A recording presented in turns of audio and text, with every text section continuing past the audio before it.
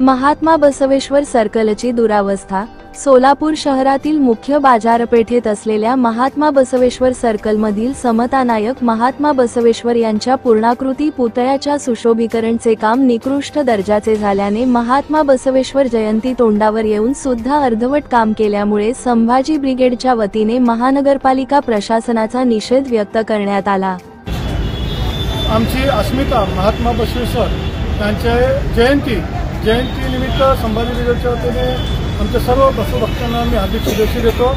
आज सहज सोलापुरातील महात्मा बसवेश्वर सर्कल येथून जात असताना आम्हाला या ठिकाणी उद्या महात्मा बसवेश्वरांची जयंती निमित्त कामाचं स्वरूप पाहण्यासाठी आम्ही इथं आलो असता या ठिकाणी आम्हाला असं आढळून आलं की 2003 पासून या महात्मा बसवेश्वर सर्कलचं काम सुशोभीकरणाचं काम सुरू असून पण हा काम अत्यंत निकृष्ट दर्जाचं झालेलं आहे। याकडे संबंधित लोकप्रतिनिधी व नगरसेवक तसेच पशुप्रेमींचंही लक्ष नसल्याचं दिसून येतं। कारण हे काम सुशोभीकरण केलेलं आहे, त्याचे सर्व या ठिकाणी जे तरी हे लावले होते टाईल्स लावले होते, टाईल्स निघून पडलेले आहेत जागोजागी।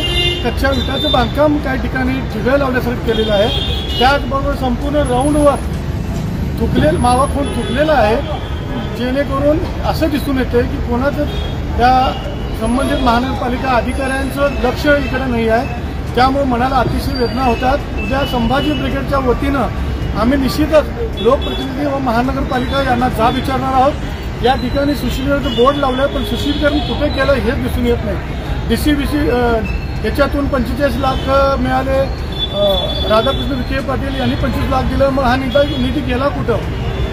या ठिकाणी महात्मा बसवेश्वर सर्कल आहे, एक चौकामध्ये आमची अस्मिता असलेलं महात्मा बसवेश्वर हे संपूर्ण आमच्या सोलापूरचं दैवत आहेत। मोठ्या संख्येने बसवप्रेमी या ठिकाणी उद्या येतात।